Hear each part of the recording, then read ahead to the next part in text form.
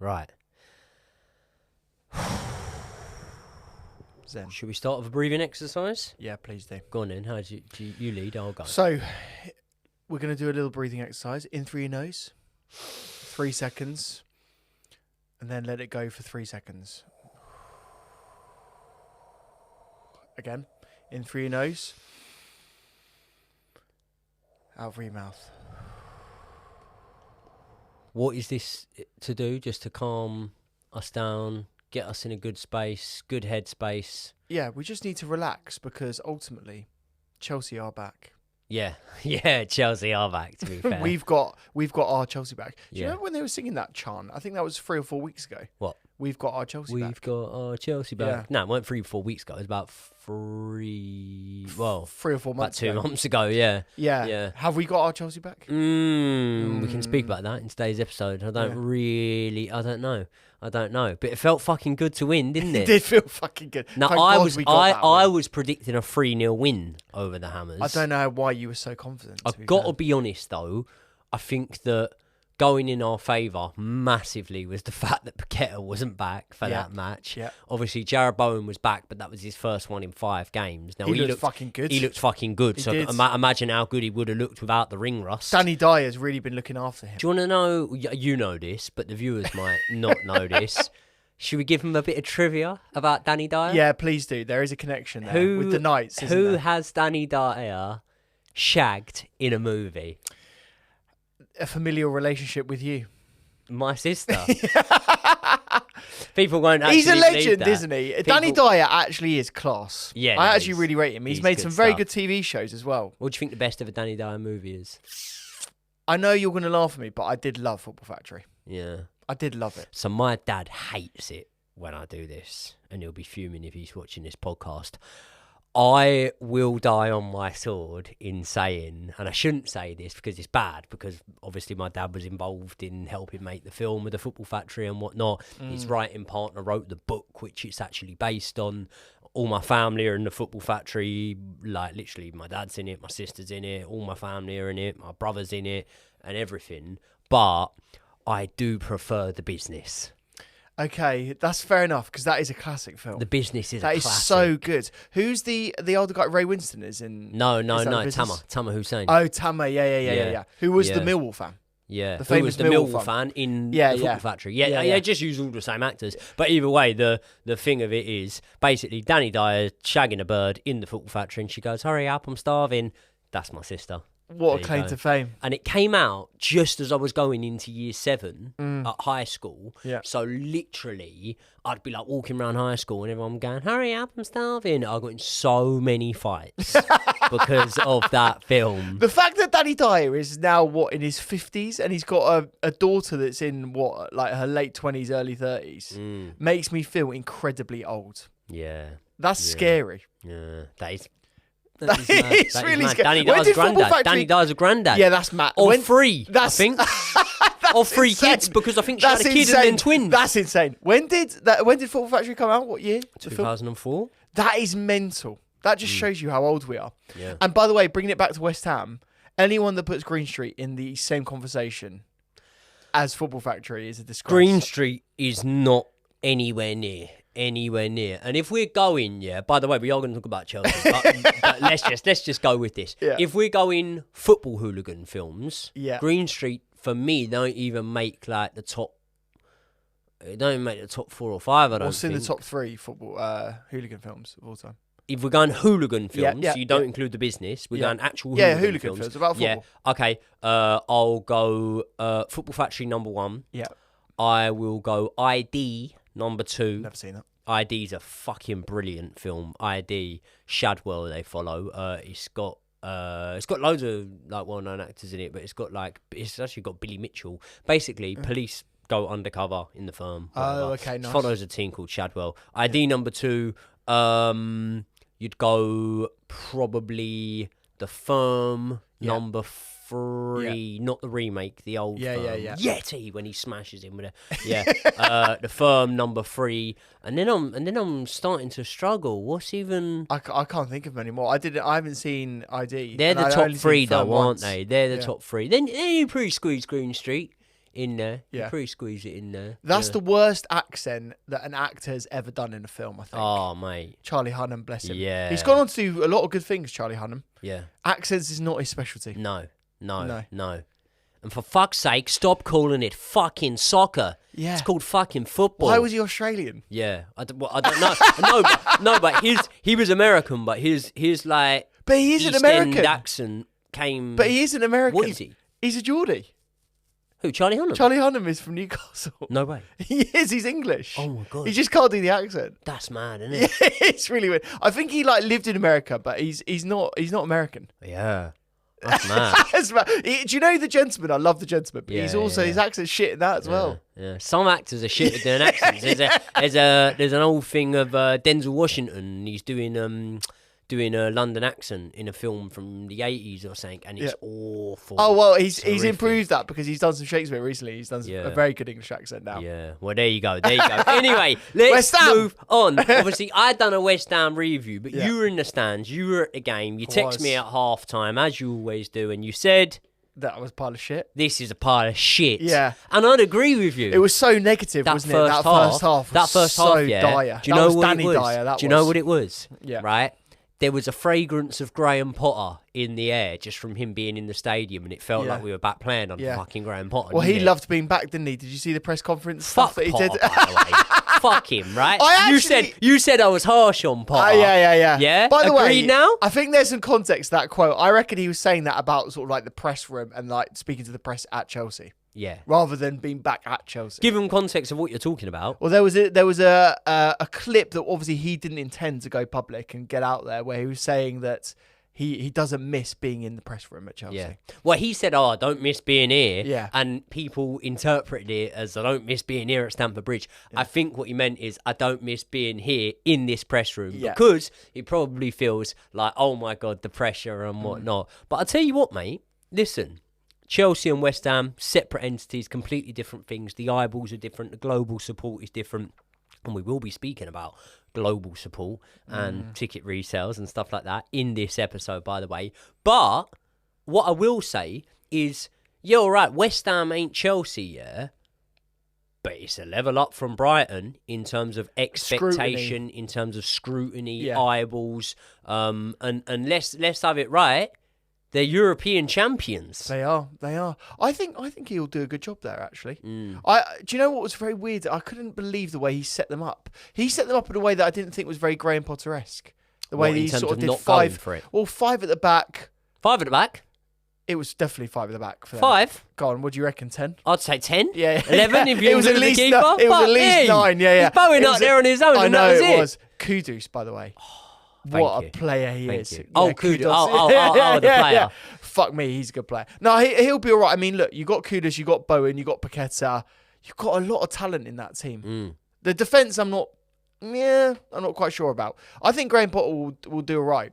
He did say the classic quote, didn't he? Yeah, after the game, he just said, the players gave everything.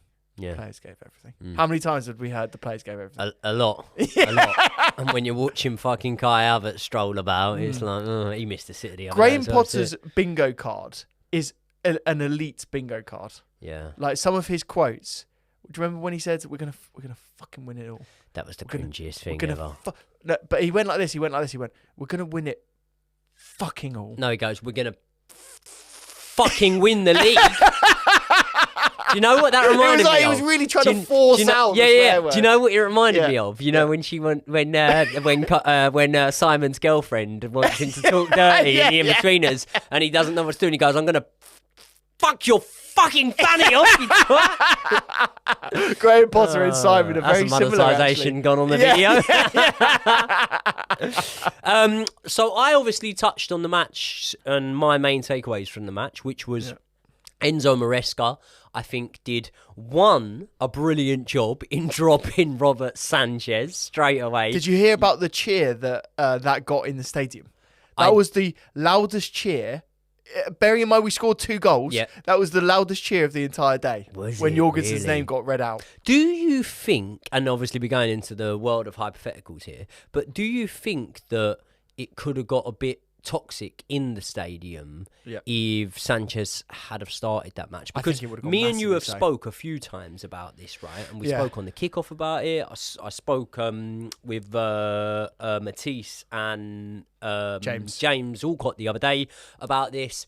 And I said that sometimes you'll get the likes of, like, I don't know, Twitter, or even sometimes like Gary Neville and Carragher. Gary Neville was absolutely fucking gutted, by the way. Like, he is gutted. You didn't watch the. I didn't see the Sky match, Sports. so you didn't see the Sky Sports commentary. Oh my god! It's like, mate, just because Palace pulled your pants down and gave you a good spanking the other day doesn't mean that every decision needs to go against Chelsea. He's jealous. An absolute misery guts. He's right? completely jealous of Chelsea. He is. No. Because we've actually, like, we probably spent a similar amount of money, but we've actually spent it half decent. Yeah, exactly. Half decent. Exactly. But either way, so I was obviously making the point on these separate podcasts and whatever, that whole thing about, like, oh, the stadium will turn.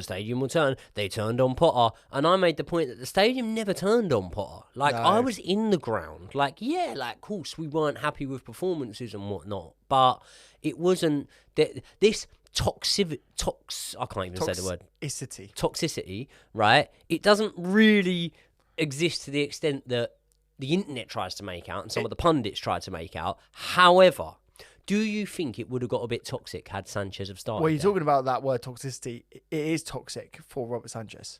Like, in the stadium, you should hit it. I've never experienced anything like it, really, for goalkeepers at Chelsea. And bear in mind, we have had some shit goalkeepers in our time. We have. I mean, Kepa had moments where he could, completely have a rick as well. Not everyone can be a Lenny Pidgley, man. Not everyone could be a Lenny Pidgley, and he watches the show. Shout out to Lenny. Big up. But when Robert Sanchez gets anywhere near the ball, there is an audible gasp. And there was a funny, actually, because do you remember Jorgensen dropped the ball and nearly gave it to Bowen, dropped it right onto his feet? Do you remember that moment? That was a similar gasp. Not as bad, but yeah. So Jorgensen, just quickly touching on Jorgensen's performance, I thought it was don't take this the wrong way, I thought it was a bang average performance. Yeah. Right? Fine. Nothing wrong with that. Didn't have to do very much. Didn't have to do very much. No. One misplaced pass in the match, right? Yeah. Which is probably what, I'd say 3, roughly, less than Sanchez makes per match. And I'm not even bantering. No, it's not. That's probably the amount. Probably is true, 3 less. And also, he did a fantastic pass in the second half where he found, I think it might have been Jackson, pinged it over. Yeah. And that was a very good pass. Would Robert Sanchez have saved Jarrod Bowen's shot? No, definitely not. I don't think. I mean, definitely I'd go as far to say I don't think Thibaut Courtois, Peter Cech, I don't think a lot of keepers would have saved that shot. No. So really, I'm looking at it and I'm going, you didn't really have anything to do. Nope. You couldn't do anything about the goal. I also don't think that once the defence allows him to get there, and obviously he would have been offside, but the Kudus header that hit the post, I don't think that any goalkeeper can really do anything about that either once you're there, because you'd have been... if that crossing had gone short and you had gone over towards Kudus, you could have got beat at your near post anyway rather than your far post. So not really much you can do about that. The main important thing is we now give him a run of games, right? The watermark, though, of success at Chelsea is to not give goals away. So, like, as long as Jorgensen just does the bang average stuff and doesn't give any goals away, he is better than Sanchez. Yeah. That's as simple as it is, really. Like, I don't care if Jorgensen wellies it every now and then and puts it out of play. Like, do you know what? There was a moment where the ball came back to him and he just hoofed it like an old school goalkeeper.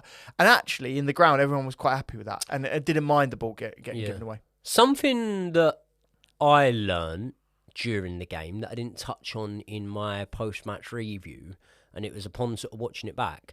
Did you hear, like, there were quite a lot of people that were saying, like, yeah, around 70 minutes, mate, Cole Palmer, he really came to life. And I don't argue that. He did to an extent, right? But also, this was at a point of the game when Jadon Sancho and Noni Madueke have come off. Now, again, it always looks like I'm trying to make us look like fucking experts here and whatnot.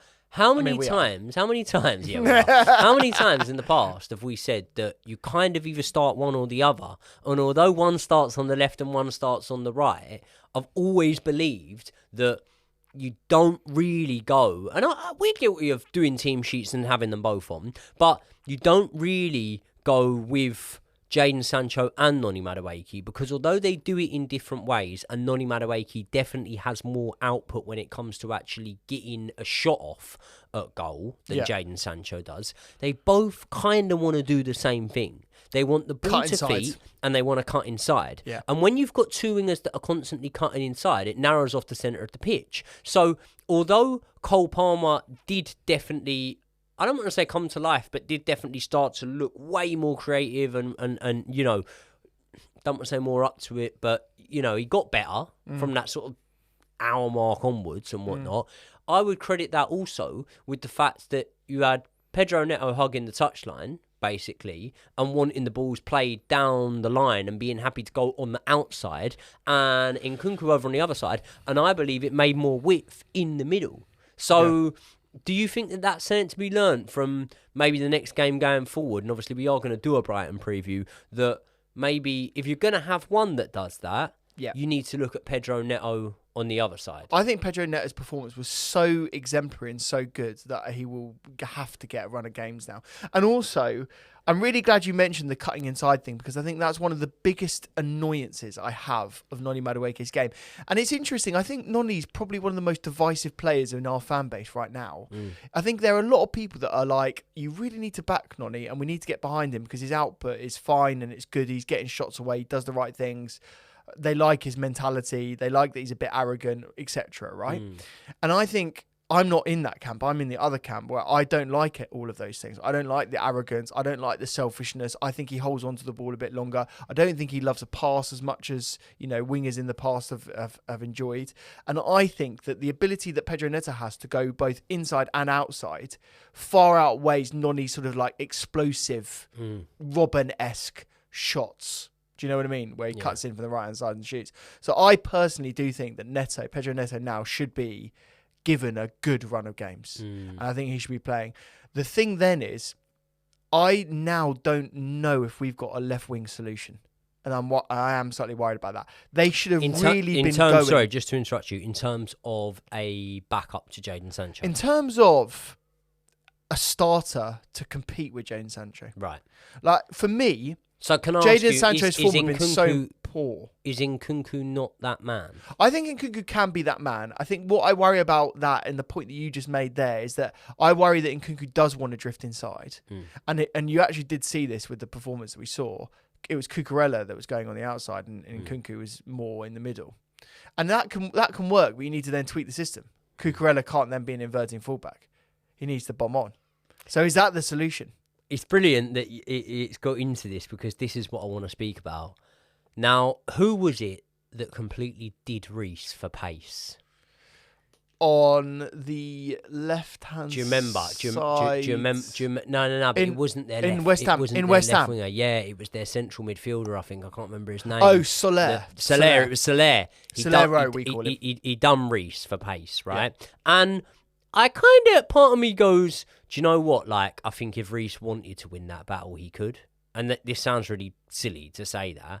I think if it was last ditch and there was no one else there and he was through on goal, I think Reece can win that battle. Yeah. But I think Reece picked his battle in that moment, knowing that he did have backup and whatnot. And the reason he's picking his battle is because of obviously the injuries and whatnot. But at the which is smart from him. Which is kind of smart from him. It could also backfire. At the same time as that moment to me was a little bit of a light bulb moment of going, Reece needs to be the one inverting here. Would you agree with that? Because what you could argue is that the one that inverts actually does more running. I think it's more short burst recovery runs when you are inverting. So I actually don't think... I want Reece to be one of the three. Right, okay. Really. And what I mean by that is both in terms of the 4 at the back system and potentially if Maresca is going to move to this 5 at the back system, which is something that we must discuss. Because really it's getting the best out of Gusto and Cucurella. And our wingers, I think, and you tell me what you think, I think our wingers are the most underperforming position in the team right now. Yeah, I'd say so. I'd say the front line. And there was the stat, wasn't there, about Cole Palmer? I think it's since December the 4th in Europe's top 5 leagues, Cole Palmer is the player that has created the most chances in games. And since that day, he's actually not got an assist. Wow. Which that shows you everything. It's basically the chance creation. For me, I think we've got to do everything we possibly can, whether it's putting him on the left or starting him as a player behind the striker to get Nkunku in the team. And that's crazy because we thought he could be gone. So I said that Nkunku's sort of lost love with Chelsea. I didn't blame him. And then at the same time, I said I also don't blame the fans for kind of losing the love or the excitement, at least, for Nkunku. Does João Felix go in, and we'll speak about this transfer because we're going to round up a bit of our transfer business, but does João Felix going now affect that? Does João Felix going now mean that Nkunku's got extra incentivisation? Because, let's be honest, he was ahead of João Felix in the pecking order anyway. Yeah. But now it's like, mate, João Felix is going. He's gone for the end of the season. And probably gone permanently. Mykhailo Mudryk also isn't there, right? For now. And we'll speak about that, B samples and whatnot, various stories, but we'll get into that. Mykhailo Mudryk's not there. Nkunku is going to see his minutes significantly increase now, isn't he? He should do. But also, I think more than anything, I think he might see his starts increase. With the performance that he put against West Ham, he came on... what was the preceding game that he came on and he looked really out of it? Can you remember who we were playing against? Yeah, Wolves, wasn't it? Wolves. I mean, he looked like he was done. It looked like the deal had been done in the transfer window. But what I do think is different here is that if Enzo Maresca does tweak the system and enable Nkunku to play in his best role, and we get Nkunku and Cole Palmer on the pitch, with a striker being the operative thing, I think more than anything we need to say that Nkunku is not a striker. And if we play him in a number 8 or as a number 11, I think we're in a good position. I think he'll do bits for us, to be fair. Mark Yu looked like he injured himself, didn't he? Did you see that? I mean, I don't think he did injure himself because I've seen you pull that move with the splits. And if you can do it, Joey, if you can box doing a full split like what is it, Van Damme that did the splits in between the 2 lorries? Did you remember that? I think it is, yeah. I can't remember what move. If you can do that, I think that Mark Yu can do it. There you go. It didn't look good though. He was on the floor afterwards. I was glad that Mark Yu got minutes in that match. I think that Malo Gusto is another sub that we didn't speak of that I think, again, like at the moment, it's very hard and we tread lightly, and I think that now we're recognising them as different positions, it's a good thing. But then the bad thing comes that systematically, where do you then put Malo Gusto? Like, do you want the solution to that? You play Reece as a centre back. And you play Malo Gusto. And you play Malo Gusto on the right. On the right wing. Who said that? You originally. No, you said it. And I said they can't play in the same team. Oh, yeah. And do you know why I said they can't play in the same team? Because of the formation. But if he goes to a back 5, they absolutely can play in the Mate, like, I noticed in the first half of our matches, we're whipping a lot of balls into the box, right? Now, Reece is great for that dinked one over the top, yeah? He's great in that position, but he doesn't often get into that position where Noni Madueke will get there. He'll never whip a ball in. He'll he'll always cut inside. He'll cut inside and he'll shoot. He'll cut inside. Maybe he'll whip it to the back post, loop it to the back post, but he won't like whip a ball in traditionally, how we used to see wingers do it, right? Pedro Neto will do it, and he'll do it off both feet. He can do it off the right, he can do it off the left. He's brilliant at doing it. Malo Gusto can definitely do it. Malo Gusto is probably the best in our team. And that gives us even more depth on the right-hand side, by the way. Now, the left-hand side is I don't want to say it's an area of concern, because at the same time, if I felt it was an area of concern, then maybe I'd be a little bit gutted that we didn't go and sign Garnacho, and I'm pretty happy that we didn't sign Garnacho. So that's a pretty good thing. But let's speak about. I'm getting messages every single day at the minute going, "Ha, you were wrong about the Mudryk B sample."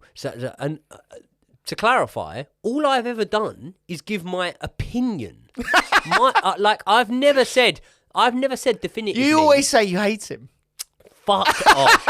I've never You and said... Enzo and Mudryk, they're the players you just hate the most. I'll tell you what, I think Enzo Fernandez has been really good recently. He had a mixed bag of a game the other day, but he was doing the things that I wanted. He was doing the things that I winning wanted headers, him to winning do. tackles. I rated that performance against West Ham. Yeah. Thought he could have been man match. Switching play, I thought it was good. But look, with Mykhailo Mudryk, I've always given the same stance on this, which is that just through my time of following combat sports and being tested by the same testing you've got a lot of governing experience in body, this more than most UCAD, people. that have tested Mykhailo Mudryk, having been tested by them, I know the process. And the process is, man gives you the thing, follows you into the toilet, watches you have a piss, watches you, by the way. Yeah. You can't go in the cubicle. No. You can't go because you could have sent down, you could have synthetic urine down Does he your hold shorts it? and whatever. He doesn't hold it, but I often ask him to shake it at the end. No.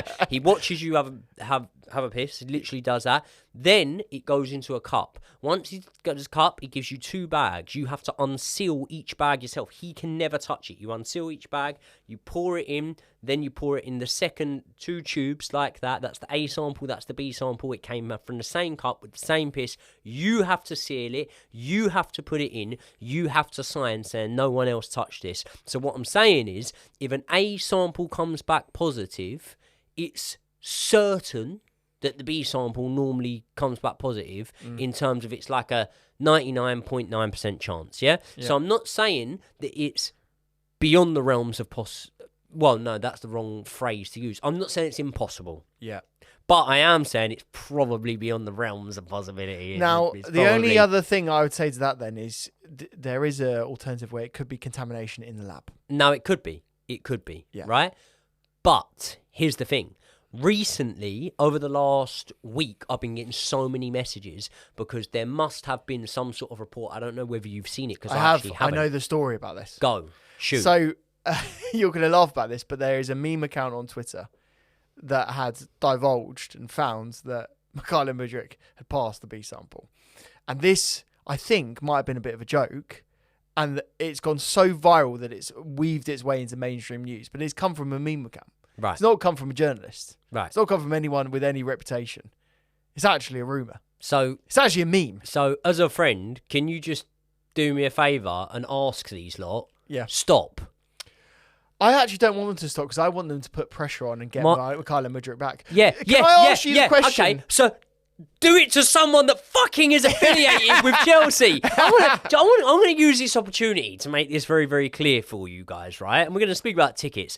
The first thing I cannot do is I cannot sort you tickets, okay? The second thing I cannot do is I cannot send you money, okay? I don't care whether you've got an I don't care, but, you know, I'm getting it. Do you know these messages? Do you get these messages? I haven't got any messages about money, no. I haven't. Mate, every single day. Every single day. Since we've been in here, yeah? Yeah. How long we've been in here, Josh? About 30 minutes. 45 probably, total. We're talking 30, 45, message requests, 45 minutes, and I've got 12, add 5, add 4, whatever that is. 12 add 5 is 17, 21. 21 message requests in 45 minutes. Asking for money. No, but it's a variation of things. It will be some of it will be hate. Yeah. Some of it, the vast majority is people saying, "I'm travelling over from so and so. How can I sort match day tickets?" Yeah. And again, like I don't. No problem with that, by the way. Like, I understand that. But it's probably best if you're watching this for me to let you know right now, I can't sort them for you. What we'll do, we'll put a link in the description. There is a company that we are affiliated with that could help them with that. We'll put a link in the description for anyone that does want any tickets. You can buy them yourself. There you go. Well, we can do that. The thing is, you know my way of sorting tickets, and we'll get onto this, but you know my way of sorting tickets anyway. Joey's way of sorting tickets, for anyone that wants to know, is... being Joey. Hi, Matt. How are you? Yeah. Have you got any tickets? Have you got for the game? One of those message requests, mate, I want to come from Matty Davenport. Yeah. I actually want to come to the game in 3 days. I know you usually give all your mates the tickets, but can I just have one? Yeah, no, I can't. No, I'm gonna get one. Whatever. So thanks. I'll see you there. Thanks. Bye. See you outside the cover car. That's usually how it goes, is it not? But yeah, I'm getting so many requests. Saying, But you usually get the tickets from Todd Mudryk. Boehly, don't you? Well, we are going to come on to Todd Boehly, but just to quickly wrap it up on Mykhailo Mudryk. Mykhailo Mudryk has not passed his. He hasn't passed it currently, as far as we know. But the question that I've got back to you is: imagine if he has. Imagine if this isn't a rumor and it's from a meme account. Someone has got some information and he is going to pass the B sample. He's immediately deemed to be fit and available to play. Comes back into the squad. He's available to train with the squad. Bearing in mind he hasn't trained with the squad. Yep. Does he get in your team? He doesn't get in my team. But would I be happy? Yes. Yeah. I'd be happy. Would you keep him? Would you, in the next Give me a fee. Give me a fee. In the next 2 years, so say, for example, summer window, January window, summer window, 3 more windows, we get a bid, as in, I'm just giving you a scenario. Right. In those windows, we get a bid for, let's say, 50 million. Would you take it? Is that a serious question? Yeah. Well, hold on. Forget those 3 windows. If we get a bid in the summer for 50 million, bearing in mind he can play. If he can play, yeah. If he gets cleared from the ban or whatever, yeah. If we get a bid of 50 million quid in the summer window for Mykhailo Mudryk, am I selling him? Am I accepting that bid? Of course I am. That's crazy. No, it's not crazy. He's gonna be world class. Oh, Josh, fuck off. Okay, what about this then? What about 20 million? Nah, I probably wouldn't take 20 mil, but I'd probably go lower than 50 if I'm being completely honest. 40? I'd go 40, yeah. I'd 30? go 40. No, not 30. Okay. Not 30. So we invested a lot. We invested a lot. If we got a bid of 40 million for Mykhailo Mudryk in this upcoming window, yes, I would. If it was 30 million, we'd lose half his value. Yeah, but I think it can be. I think it can be invested in other positions and whatnot. I think, yeah. I think if he is deemed to be not guilty, I think you should keep him and play him. Yeah, well, let's see. Last thing we'll touch on. We will speak about the Boehly thing, but just quickly, transfer window. Yeah. Tell me about our new boy because you know a lot about him. He's just so class. What's his name? Do you know what was really weird? Mathis Amougou. Yeah, that's it. Yeah. So I had heard that he was going to be coming in and immediately going on loan, which got me excited. And the reason why it got me excited is that meant that potentially Santos could come back. Comes back. So I was like, fuck, that could be really, really good. And then I don't know what happened. Maybe they'd had a conversation with Santos or whatever, and he ended up staying. So then I was way less excited. I've looked at the data, by the way. The data around him is just like, in comparison to even Leslie Ugachukwu, who, isn't even back at Chelsea, is still playing for Southampton, is way worse. Don't even talk about Andre Santos. I mean, Andre Santos, by the way, comparing Andre Santos, Lavia, Ugachukwu, and this guy, this new boy, Santos is far and away. Santos is the top out of all of them. Do you know what scares me the most? What should be, hold on, let me just say, what should actually correlate is Romeo Lavia, because obviously we've compared the data per 90, and in terms of the 4 players you've just said there, right, it's the kind of most criminal thing is that the key statistics of the data that we've looked at show that Ugachukwu is outperforming him. Because, one, Ugachukwu wasn't really getting a look in and wasn't really getting a chance. Now, it looks like Ugachukwu he's playing, he's doing quite well. The Southampton fans are quite happy with him, so I've Still heard. only 19, right? 20. But at the same time, the data should always be skewed in a negative direction for Ugachukwu because Southampton. Whereas when you look at Lavia. Strasbourg, they're about 6th in Ligue 1, right?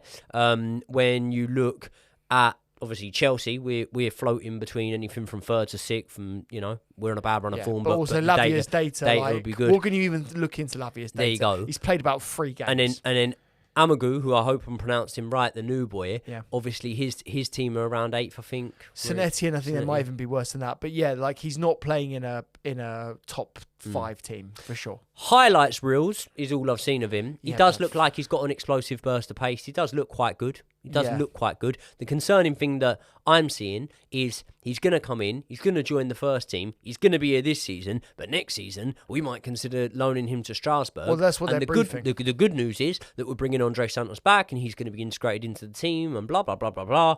What I don't understand is why did you not just bring Andre Santos back now then? I saw some very worrying rumours about Andre Santos. I don't know if you saw these, that he might not be coming back. Apparently, there's a lot of interest in him, and apparently we would be open to a sale, which I think is the most criminal part of all of this. Like, if Lavia continues his injury crisis and we go into next season without Andre Santos being in our squad, something has gone massively wrong. It kind of dials in with the Cesar Casadei sale as well. Yeah. It is a sale to Torino. Yeah, it is 15 million euros. Remember they were signed together? Yeah. Casadei and Andre Santos, and they Yeah. were both signed off the back of, was it the under 20, I or think under it was. 20 Under 20 World World Cup? Championship. Obviously, Both both of them were both of brilliant. them really ripping it up in that I don't know who won the tournament. player of the tournament, but they were both up there. Yeah. So to have them both gone would be bad. I really want Andre Santos in the team. I've always been really, really impressed by Andre Santos, and I've always favoured Andre Santos over Casadei since they signed. Even though Casadei's had more opportunities, I've always looked at him because me and you are like I think we're like the only people that quite enjoy pre-season, aren't we? Yeah, we do. We love pre-season. We like a bit of pre-season. I fucking can't wait for pre-season to start again. By the way, we won't have a massive time of pre-season this summer with the Club World Cup. Apparently, we might have like only 30 days difference. That would be brilliant. And before we get into a little bit of a negative story to finish it off, we'll only spend 5 minutes on this. For that Club World Cup, we'll potentially be seeing the debut, won't we, of, Kendra Paez and hopefully, Estavio. Estavio. Yeah, So, and hopefully Andre Santos will be back in the squad as well. there you go. You've got players like Vega who could be coming back as well. There's a lot of there's a lot of players that will be back in the squad though. That'll be a really exciting moment. That will be really exciting moment. I'm looking forward to the Club World Cup. So as much as we would rate our transfer window this time round as disappointing, very disappointing to not really sign any players. I would say really. the summer one, without making any signings, the summer one's already looking more positive. Yeah. But there are areas that need. We've got to fucking offload so many shite players, though, haven't we? Yeah, we've got to offload. We've got to get rid of Raheem Sterling, mate. When you look at the likes of Raheem Sterling, when you look at the likes of Chile, Desassi, Carney's left on a permanent, hasn't he? No, he's been loaned out at an option. It's an option. By the way, Carney Chukwuemeka's going to absolutely rip it up in the He's going to be Bundesliga. fantastic at Dortmund. He's going to be rated how much by the end of next season? I think he would be 60 million. We bought him for 25. Yeah. Yeah. They have option for 40. 3 or something. I think it's something around that. They will take it up on the option because he's going to rip it up in the Bundesliga. Yeah. And mark my words now, Carney Chukwuemeka, this time in a year, will have a market value above 70 million. Would you agree with that? I totally agree. He's going to tear it up. And do you know what? I think he's one of those players that we'll look back on and want to sign again. Yeah. Which I think is a huge damning issue. Always the fact he loved him got when any he minutes this season is a joke as well, by the way. He could have come on and been really impactful for us. Don't worry, mate. We've got Amari Kellerman. Yeah. Well, what a player. What a player he Right, is. last thing I want to touch on, right? There was a game recently. What game was it? I can't remember what game it was. But basically, there was a game recently that I put the feelers out to get tickets to. And I really, really struggled to get tickets to. I ended up getting them. It was the Villa, the 3-0 win at home. I ended up getting them. I ended up getting 2 tickets. Yeah. But I really, really struggled. Yeah. Now, when I'm struggling to get a ticket, you know something's gone wrong. Things are fucking bad, Yeah, right? And a lot of people are saying that they're really struggling to get tickets at the moment for games. Obviously yourself, you've been a season to get older for what, 20 years? I'm very lucky. 20. This is my 25th year. That's mental, isn't it? Yeah. Yeah. So you've been a season to get hold of for all that time, and you're always fine, you're sorted, right? Yeah. But plenty of people just do the membership scheme, and the membership scheme's been great for years and whatnot. But now what you're finding is members are at an all-time low in terms of the actual purchasing power. Yeah. Right? And it has now come out that Todd Boehly is a co-owner of the website Vivid Seats, which basically resells tickets. I'd never heard of this company. I'd never heard of them. Yeah. It resells tickets. It resells them at an extortionate price, and it resells these tickets ultimately to tourists, to non-UK customers for the most part. Yeah, that's fine. Now, there's 2 chains of thought and 2 ways of looking at this, and there's always going to be people that will say, well, hold on, what's the problem with that? Like, what's the problem with someone from France travelling over and coming to a Chelsea game? You know, we have a global fan base. Yeah. It benefits the club to have a global fan base and whatnot. Yeah. And it benefits the club financially because, let's say, for example, me and you go to a match. Do we go in the club shop? No. No. I don't think I've been in the megastore in about 3 years. Do we purchase the scarf that has one half Chelsea and one half the team playing? I mean, that's not going to the club, but no, we're not doing that. No. Do you know what I mean? I know, yeah, but either way, we're not doing any of the experiences around the ground. Like, we're not going to the ground restaurant. We're not sort of investing. I don't go and buy the hot dog, but you do buy a Balti pie. Balti pie, yeah. Yeah, and I don't buy any pints. You probably do, but I make up for the ones that you don't. You don't, by buying double the amount. Exactly. Either way, what I'm saying, we're not spending as much money as a Todd Boehly is coming under a lot of stick for being a co-owner of this website. Yeah. For a start, I don't massively feel strongly about it in terms of, like, there was a protest outside the Cobra Kai the other night, and I think West Ham fans joined in this protest as well. I don't feel massively strongly enough about it at this moment in time to be like, yeah, I want to get involved in that protest. But at the same time, what I do feel strongly about is the fact that it is getting harder to get tickets. It's a slippery slope, isn't it? Because if you start going down this route of having let's say tourists or random people coming to the ground that aren't out and out local Chelsea fans that would want to come as often as they possibly could, what you're doing is effectively pricing out your core heartland audience, people that would grow up and become Chelsea fans, young people as well. You know, the average age of a season ticket holder is I think 50 plus. Yeah, and it's only getting older. Let alone then the average age of a match going fan. I remember when you and I were kids, there would be quite a lot of kids at the grounds. There'd be quite a lot of like young people, and there's always been very good deals on concessions. And the actual ticket price for a kid back in the day was almost 15 quid peanuts. when I was younger. Yeah, peanuts. I think it's now £31. Something like that, something like that. And cup games are different. But I remember, my season ticket, ripping out the piece of paper, giving it to the, and the season ticket was 400 or 500 quid rather than what it is now. Do you mind me asking? What do you pay for the season ticket? We pay now 1.1k a season. Grand. Yeah. So basically like 55 odd quid a ticket I pay. For my seat per game. And obviously that's only the home games. But what my general point is... Can I play a little bit of devil's advocate here? Yeah. And by the way, I've got no problem with people doing this. Yeah.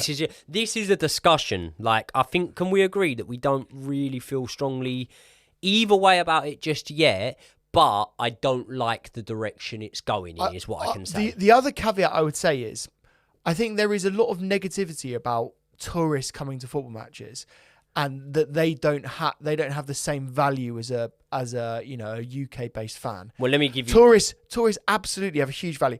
I've been to football grounds all around the world as a tourist and really enjoyed that experience. So I think there is an element of, I don't think we should be as exclusionary as one would think about those people coming to watch the games, because a lot of people are Chelsea fans that have never even been in the UK that would love to come, and we talk to them all the 100%. Time. So I rate that 100%. Best view of the game in the ground is which two stands? The East and West stands. The East and West stand. Worst atmosphere in the ground is which two stands? Probably the East and West stands. The East and West stand. Yeah. Best atmosphere would be the Matthew Harding lower and the Matthew Harding upper. Where would you say is the worst atmosphere in the grounds, in terms of if you had to locate it specifically? West upper. West upper. Yeah. And this is what I'm saying. Where would you say the most tourist tickets? The atmosphere. Do you know what's an interesting point though on the atmosphere? When was the last time you went to Stamford Bridge and you generally thought the atmosphere was unreal? Unreal, I'd say 2-0 against Spurs last season. Yeah. There's big. That's a big game.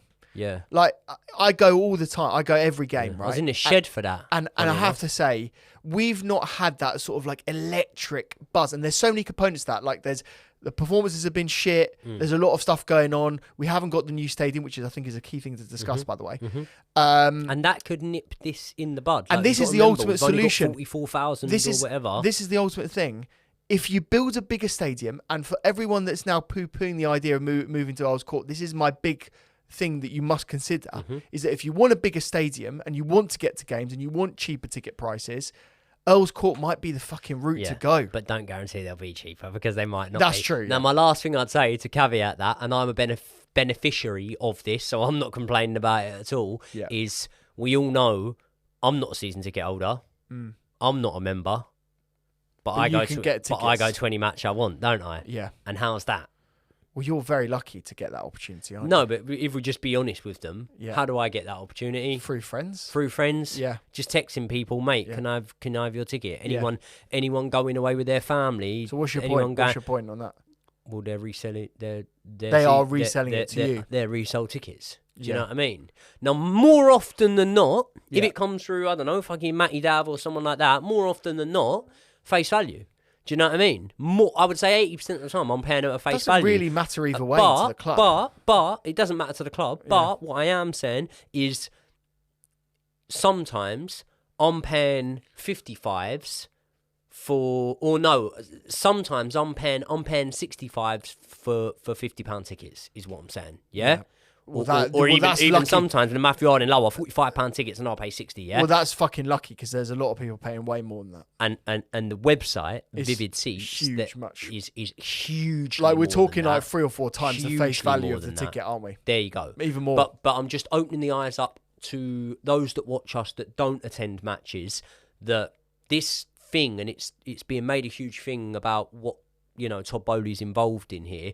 It does filter down all the way to fan level, and it's something that I benefit off myself is the resale of tickets. So it's an area that really I think I need to see it play out, and I need to do a bit more research on it before having a. We live in an era in which it's never been harder as a football fan to afford to watch both at home and at grounds Chelsea matches or Premier League matches in general, and the hard thing is that if it keeps going this way, people are going to get priced out of doing it, and maybe we'll lose fans. And so we do really need to be careful about that. Ultimately, the key thing for me, and what every person in the board at Chelsea needs to consider, is that it's not just a monetary thing. It's also about bringing the next level of Chelsea fans on.